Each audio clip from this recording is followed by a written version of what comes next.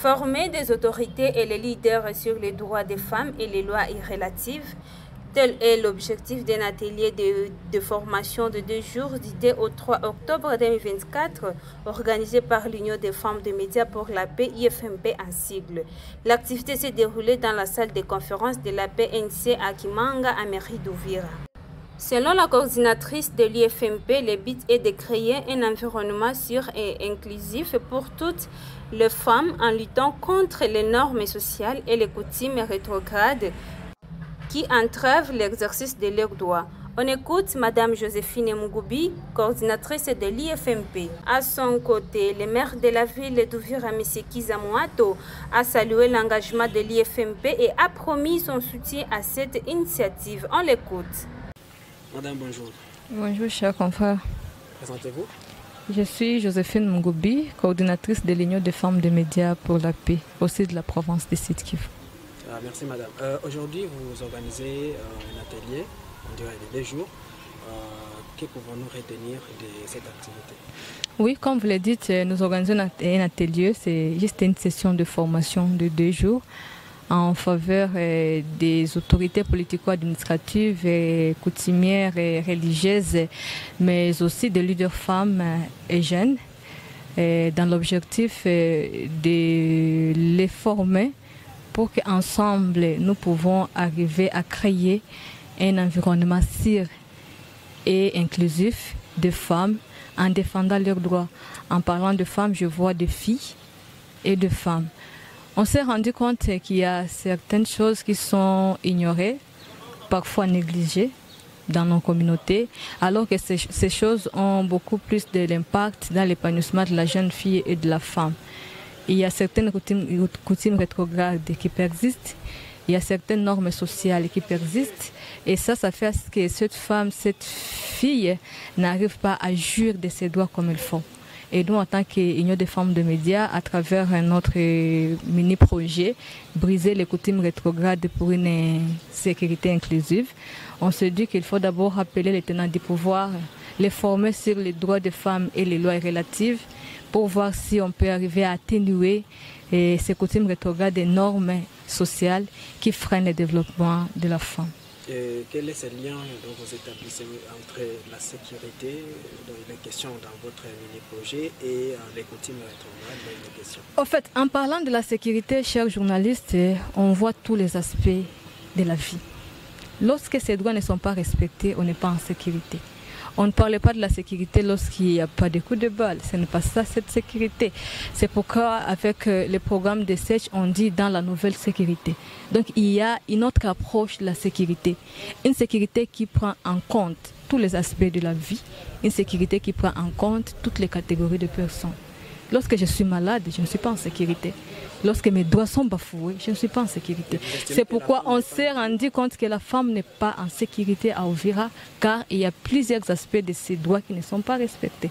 Je vous ai parlé des coutumes rétrogrades qui retiennent la femme. Je vous ai parlé de certaines normes sociales qui font à ce que la femme n'arrive pas à jouir de ses droits comme il faut. Je vais vous donner un exemple banal. À la maison, dans nos familles, parce que nous allons beaucoup plus travailler au niveau bas. Montrer les quelques aspects qui font que la femme n'évolue pas au niveau de la communauté, au niveau de la famille pour remonter avec des plaidoyers. Parlons un exemple sur l'éducation de la jeune fille. Dans la famille, vous pouvez avoir 2 ou 3 enfants. Il y a des femmes, des filles, il y a des garçons. Vous pouvez même avoir une fille avec 3 garçons.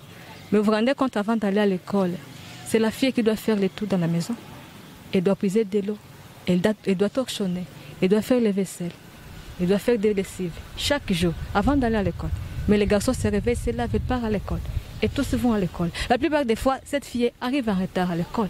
Il y a des fois, elle rentre. Ce n'est pas parce qu'elle n'était pas prête, ce n'est pas parce qu'elle ne savent pas c'est pourquoi elle a échoué, mais parce qu'elle est entourée par des normes qui disent que c'est elle qui doit faire les tours à la maison. Alors que si une fois on pouvait se partager, le garçon fait ceci, l'autre garçon fait ceci, la jeune fille fait ceci, on part à l'école à temps.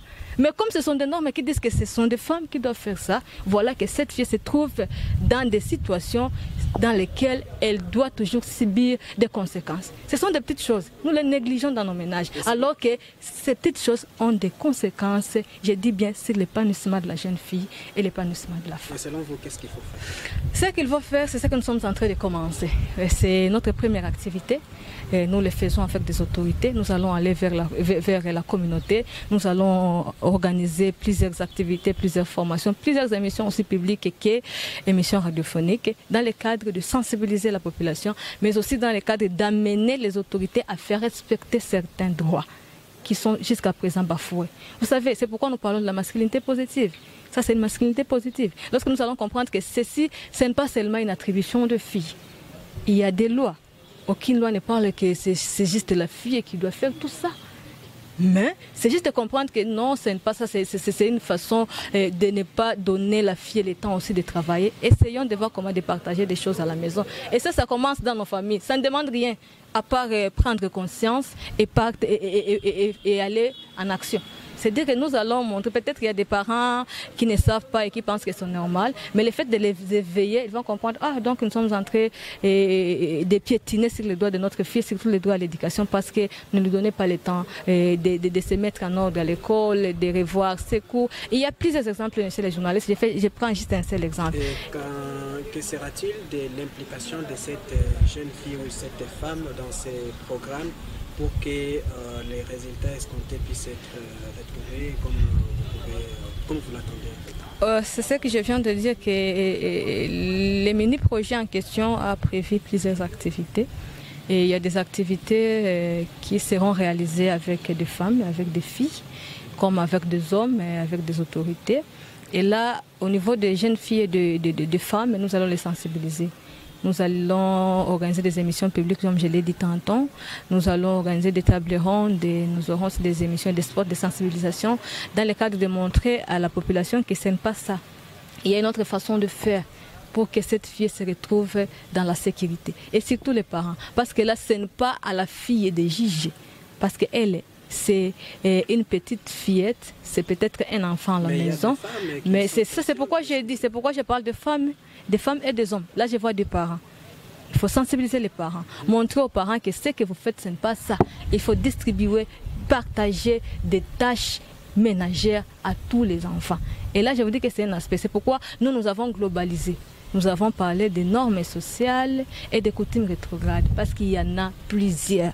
Et nous allons sensibiliser pour lutter contre ces coutumes rétrogrades et ces normes sociales à tous les niveaux. Il y a les responsables des églises, il y a d'autres normes sociales qui sont appliquées là-bas. Il y a la coutume, il y a des normes sociales et des coutumes qui sont là. Il y a des autorités aussi, il y a des parents. Pour dire que nous allons travailler à tous les niveaux pour voir qu'on peut arriver à avoir un impact et que la fille se sente à l'aise et que la femme se sente en sécurité. En même temps, il y a des normes coutumières qui existent depuis. Vous voulez entrer en guerre contre... Non, loin de là. Il y a des coutumes que nous protégeons. Nous protégeons plutôt, nous protégeons des coutumes. Parce qu'on ne peut pas rejeter les coutumes. Nous sommes des Africaines, des Africains, nous sommes des Congolais, des Congolaises. Il y a des bonnes coutumes, mais nous nous attaquons aux coutumes rétrogrades. Donc, il y a certaines coutumes qui piétinent sur les droits de la femme, alors qu'il y a des lois qui promeuvent ces droits. Avant d'arriver à des lois, il y a eu des coutumes. Et il y a eu des confusions peut-être entre la coutume, les tenants des coutumes et les gens qui travaillent sur les lois. Pour dire qu'il y a des coutumes rétrogrades qu'on a vu qu'avec ça, on peut voir comment créer, comment travailler sur les lois qui peuvent aider des femmes à se relever. Mais il y a d'autres coutumes, on se dit avec ces coutumes, c'est bon, on va. Parce que nous sommes des Africains. Nous ne venons pas en guerre contre les coutumes, nous ne sommes pas en guerre non plus contre la religion, nous ne sommes pas en guerre aussi contre qui que ce soit, mais nous sommes en train de lutter, de contribuer à la promotion des droits de la jeune fille et des droits de la femme. Toute coutume rétrograde mérite d'être élaguée. C'est ce que dit la loi. Mais si c'est une bonne coutume, nous allons l'accompagner. Merci. Je vous remercie aussi.